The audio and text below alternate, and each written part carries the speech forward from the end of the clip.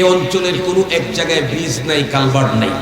নির্বাচনের আগে কেউ বলল আপনাদের এই অঞ্চলে ঢুকতে বড় কষ্ট হয়, আমি নির্বাচিত হতে পারলে ব্রিজটা বানিয়ে দেব। পরে উনি ব্রিজ বানিয়ে দিলেন নির্বাচিত হয়ে।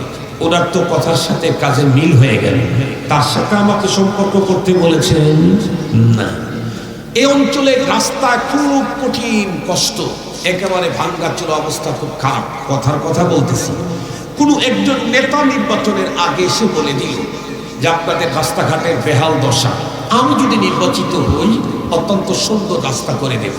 পরে উনি নির্বাচিত হয়ে রাস্তা করে দিলেন। ওনারও তো কথার সাথে কাজের মিল আছে, ওনার সাথেই কি সম্পর্ক করতে বললেন? না না। তাইলে কে, কোন কথার সাথে কাজের মিল থাকলে কার সাথে সম্পর্ক করতে বললেন?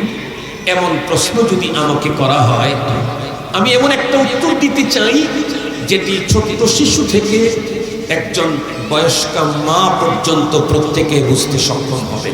সেটি হলো, ওই পারের কেউ যদি এই পারের কোনো পাওয়ারফুলের সাথে সুসম্পর্ক থাকে, সেই ক্ষেত্রে আমার চাইতে আমার দেশে ওই পারের লোকের পাওয়ার বেশি থাকে। আমরা নিজের চোখে এটা দেখেছি, এটা বড় বাস্তবতা। সম্পর্কের দ্বারা মানুষের দাম কমে আর বাড়ে কি পরিমাণে, কি জাতীয় মানুষের সাথে আমার সম্পর্ক হওয়া দরকার, এই বিষয়গুলি এই সাবজেক্টের মধ্যে চলে আসবে ইনশাআল্লাহ। আমরা এই কথা তো প্রত্যেকেই জানি, পৃথিবীর প্রতিটি বস্তু, প্রতিটি জিনিস এবং প্রতিটি মানুষ সম্পর্কের কারণে দাম কমে এবং বাড়ে। প্রতিটি জিনিসের দামও সম্পর্কের কারণে কমে বাড়ে, প্রতিটি মানুষের দামও সম্পর্কের কারণে কমে এবং বাড়ে। সহজে বুঝবার জন্য একটা মিসাল দেই। এই যে আমার হাতের ভিতরে আজকের মাহফিলের একটা কার্ড আছে, এই কার্ডটাকে আমি এখন ডাবল করব।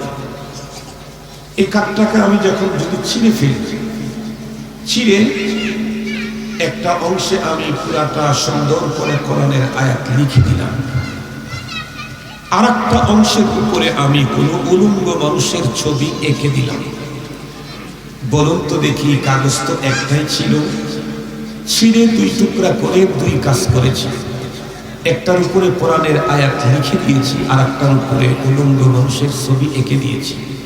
এখন বলেন তো দেখি, দুই টুকরা কাগজের কি মূল্য সেম?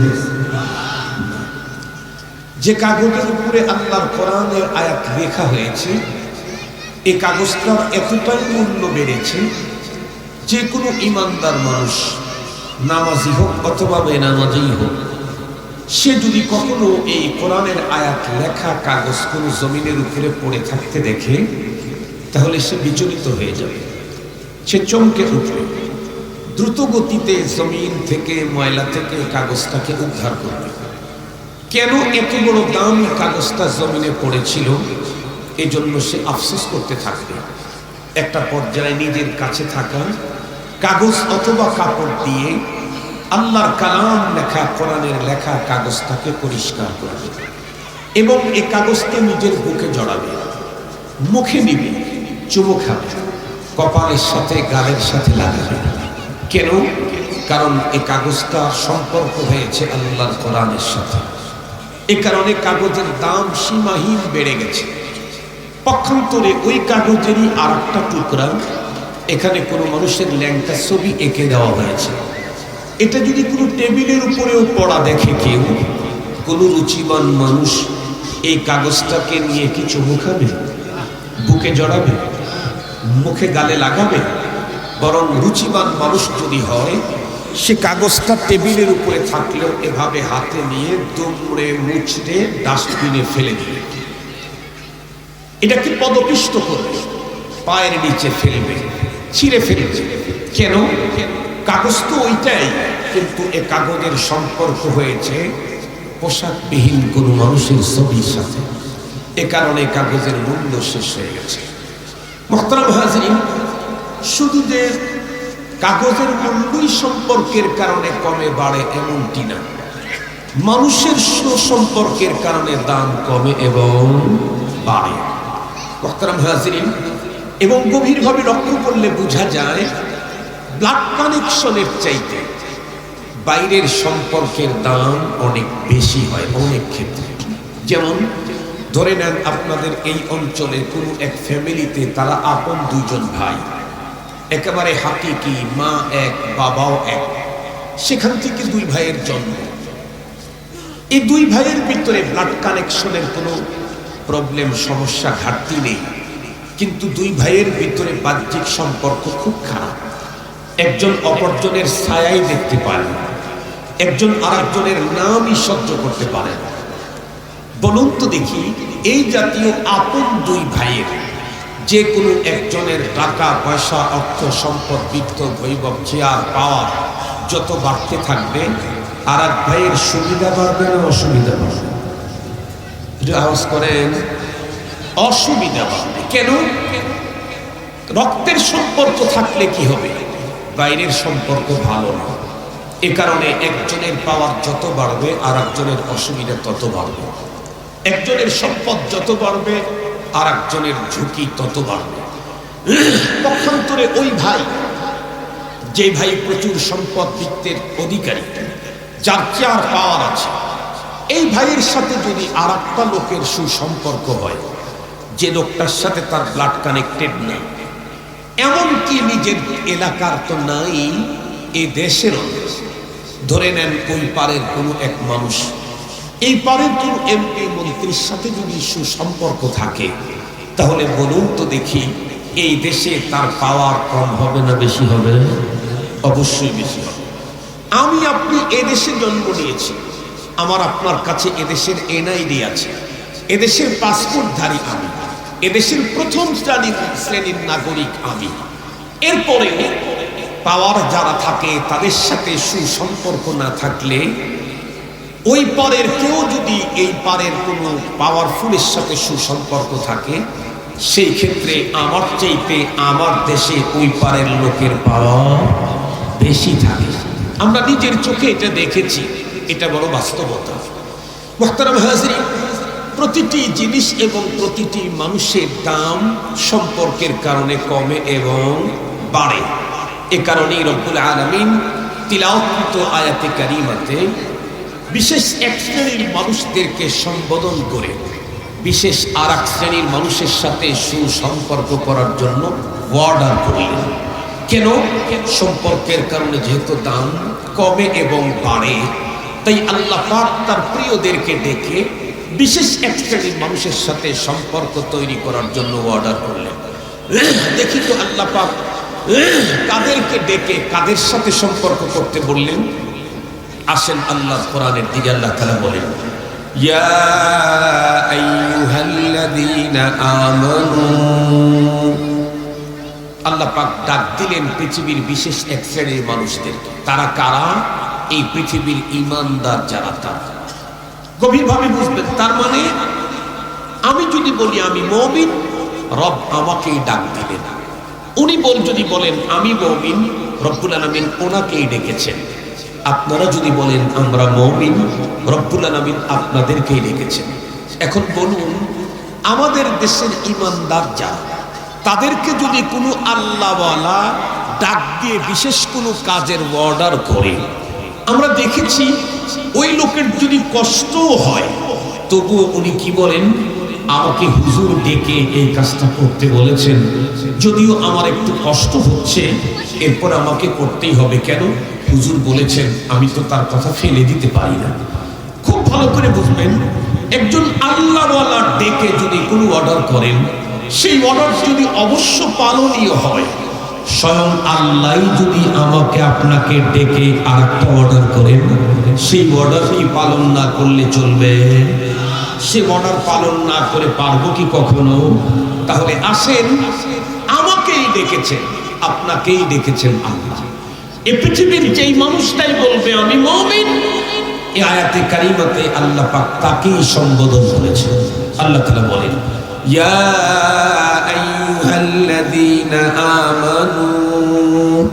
হে ঈমানদারগণ, নারী হোক আর পুরুষ হোক, তাদেরকে ডেকে আল্লাহ পাক অর্ডার করলেন, ইত্তাকুল্লাহ, তোমরা তাকওয়া অর্জন করো। প্রশ্ন আসতে পারে, ইয়া আল্লাহ, তাকওয়া অর্জন করলে লাভ কি হবে? কোরআনে হাকিমের অন্য আয়াতে আল্লাহ তাআলা বলেন, ইন আউলিয়াউ ইল্লাল মুত্তাকুন।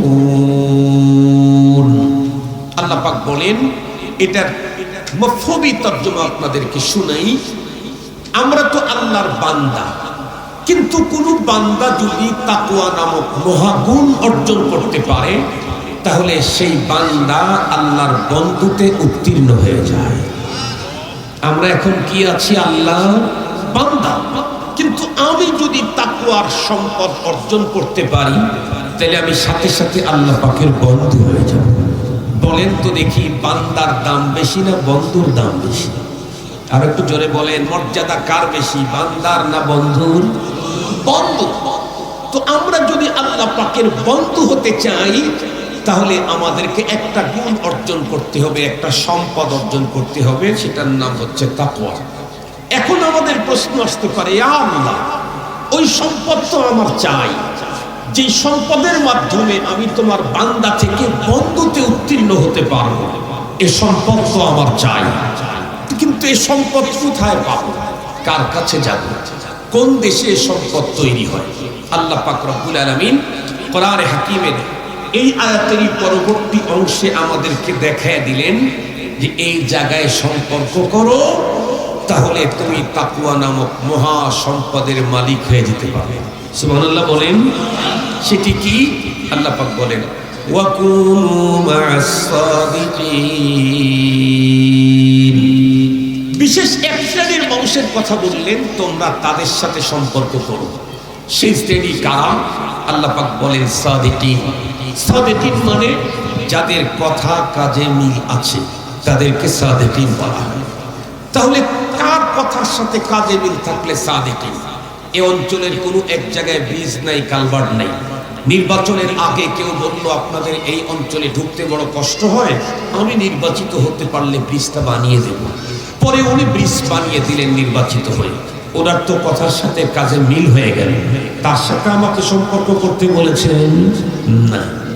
এই অঞ্চলের রাস্তা খুব কঠিন, কষ্ট, একেবারে ভাঙ্গাচোরা অবস্থা, খুব খারাপ। কথার কথা বলতেছি। কোনো একজন নেতা নির্বাচনের আগে এসে বলে দিল যে আপনাদের রাস্তাঘাটের বেহাল দশা, আমি যদি নির্বাচিত হই অত্যন্ত সুন্দর রাস্তা করে দেব। পরে উনি নির্বাচিত হয়ে রাস্তা করে দিলেন। ওনারও তো কথার সাথে কাজের মিল আছে, ওনার সাথে কি সম্পর্ক করতে বললেন? না না। তাইলে কে, কোন কথার সাথে কাজের মিল থাকলে কার সাথে সম্পর্ক করতে বললেন? এমন প্রশ্ন যদি আমাকে করা হয়, আমি এমন একটা উত্তর দিতে চাই যেটি ছোট্ট শিশু থেকে একজন বয়স্কা মা পর্যন্ত প্রত্যেকে বুঝতে সক্ষম হবে। সেটি হলো, যারা দ্বীনের কথা বলে, দ্বীনের উপরে চলে। কথা বলেন, যারা কোন কথা বলে? কথা বলেন, যারা কিসের কথা বলে? দ্বীনের কথা বলে, দ্বীনের উপরে চলে, তাদের সাথে আমাদেরকে সম্পর্ক করতে বললেন। যারা দ্বীনের কথা বলে, দ্বীনের উপরে চলে। দ্বীনের কথা কে বলে? দ্বীনের কথা এই দুনিয়াতে সবচাইতে ভালো বলবে হলো ওয়ারাসাতুল আম্বিয়া, নায়েবে নবী হযরত উলামায়ে কেরাম। নবীদের চাইতে নবীর যুগে, নবীর যুগে নবীদের চাইতে উন্নত দ্বীনি কথা পৃথিবীর আর কারো মুখ থেকে বের হওয়া সম্ভব ছিল না। নবীজির অবর্তমানে নায়েবে নবী উলামায়ে কেরামের এই যুগে নায়েবে নবীদের চাইতে দ্বীনের উন্নত কথা আর পৃথিবীর কারো মুখ থেকে বের হওয়ার সম্ভাবনা নেই। তাহলে এবার আসেন, যিনি দ্বীনের কথা বলেন, দ্বীনের উপরে চলেন, তার মানে কথা বড় চমৎকার, কিন্তু কাজে মিল নাই, তার সাথে সম্পর্ক করতে বলেছেন না, তার সাথে। তো যিনি দ্বীনের কথা বলেন, দ্বীনের উপরে চলেন, তার সাথে সম্পর্ক করলে আমার কি লাভ? কিছুক্ষণ আগে আলোচনা তো আমরা বুঝে ফেলেছি, সম্পর্কের দ্বারায় মানুষের দাম কমে এবং বাড়ে। এখন সিদ্ধান্ত আপনার কাছে, আপনি আপনার দামটা কোথায় বাড়াইতে চান? রব্বুল আলামিন তো আমাকে ডেকে বললেন, তুমি দ্বীনদারের সাথে সম্পর্ক তৈরি করো, আরিফিন কামিলিন সাদিকিনদের সাথে সম্পর্ক করো। আপনি যদি তাদের সাথে সম্পর্ক না গড়ে দুনিয়াদারের সাথে সম্পর্ক গড়েন, নিশ্চিত দুনিয়াতে যার চেয়ার আছে, পাওয়ার আছে, তার সাথে সম্পর্ক করলে আপনার পাওয়ারও বাড়বে। কিন্তু মনে রাখতে হবে, আপনার পাওয়ার বাড়বে যে কতদিন যার সাথে সম্পর্ক গড়েছেন তার পাওয়ার যতদিন, আপনার পাওয়ার ততদিন। যার সাথে সম্পর্ক গড়েছেন উনি যদি উড়াল দিয়ে চলে যান, তাহলে আপনি ভাগে যেতে চাইলে বেডশিট বিছায়া শোয়ার সুযোগ হবে না, কলা পাতা নসিব কলা পাতা। এজন্য সিদ্ধান্ত আপনার হাতে। আপনি কোন জাতীয় লোকের সাথে সম্পর্ক করে কতদিনের জন্য পাওয়ার আপনি চাচ্ছেন? আপনি কি চান ক্ষণস্থায়ী জীবনে আমার পাওয়ার হোক?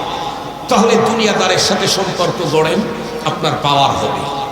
আর যদি বলেন না আমার চিরস্থায়ী পাওয়ার চাই, তাহলে আপনাকে সম্পর্ক তৈরি করতে হবে দিনদার আহালুল্লাহ নায়েবে নবী উলামায়ে কেরামের সাথে। কেন? পৃথিবীর বাস্তবতা হলো এই, দুনিয়াতে যত বড় পাওয়ারওয়ালাই হোক না কেন, দুনিয়ার পাওয়ার চিরজীবন একজন মানুষের হাতে। ইসলাম আল্লামা আহমদ শফি রহমতুল্লাহ আলাইহি নাম জানে না এমন মানুষ এখন বাংলাদেশে নেই। আহমদ শফি সাহেব রহমতুল্লাহ আলাইহি যখন জওয়ান ছিলেন, টাটকা যুবক, 2-2.5 ঘন্টা পর্যন্ত সুরারিত কণ্ঠে ওয়াজ করতেন। এক একটা ওয়াজে 100 করে শের, 50টা করে শের করতেন বড় মজার কণ্ঠে। তখন শুধু চট্টলার মানুষ তাকে চিনত। দিন যত গড়তে ছিল, আহমদ শফি সাহেব হুজুরের পরিচয়ের তত বিস্তৃতি হচ্ছিল। একটা পর্যায়ে এসে বাংলাদেশের কওমি ঘরানার ওলামা তালাবারা ওনাকে চিনে ফেললেন। কিন্তু জীবনের শেষ মুহূর্তে যখন নিজের পায়ের উপরে চলার মতো শক্তি ছিল না, হুইল চেয়ারে যখন চলতেন, সেই মুহূর্তে বাংলাদেশের আধ্যাত্মিক এক সংগঠন হেফাজতে ইসলাম বাংলাদেশ, এটাকে ধরে যখন অগ্রসর হওয়া শুরু করলেন, চট্টগ্রাম থেকে শাপলা চত্বর পর্যন্ত আসতে না আসতেই এক রাত্রে শেখুল ইসলামের পরিচিতি তামাম দুনিয়া ব্যাপী ছড়িয়ে গেল।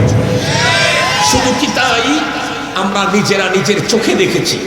বিগত সময়ে রাষ্ট্রপ্রধান, প্রাইম মিনিস্টার পুরো এক কনফারেন্সের মধ্যে উনি যখন আগমন করলেন, শেখুল ইসলাম বার্ধক্য বয়স্ক মানুষ, অসুস্থ মানুষ, চেয়ারে বসেছিলেন, মাথার উপরে লাল রুমাল ছিল ঝুলানো।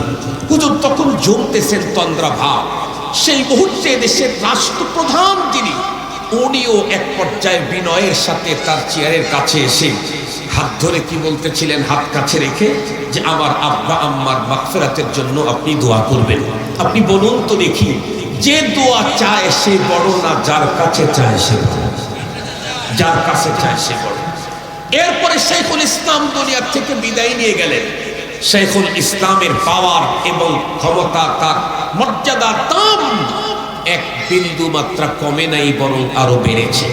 আপনারা লক্ষ্য করে দেখবেন, শেখুল ইসলাম যতদিন বেঁচে ছিলেন ততদিন পর্যন্ত অনেকে তার বিরুদ্ধে ফেসবুকে লেখালেখি করলেও উনি দুনিয়ার থেকে চলে যাওয়ার পরে যারা তার জীবদ্দশায় তার বিপক্ষে কথা বলতো, এই জাতীয় লোকগুলা সেই ফেসবুকে এসেই বলে, ওগো শেখুল ইসলাম, উম্মতের এই ক্লান্তি লগ্নে আপনাকে বড্ড মনে পড়ে।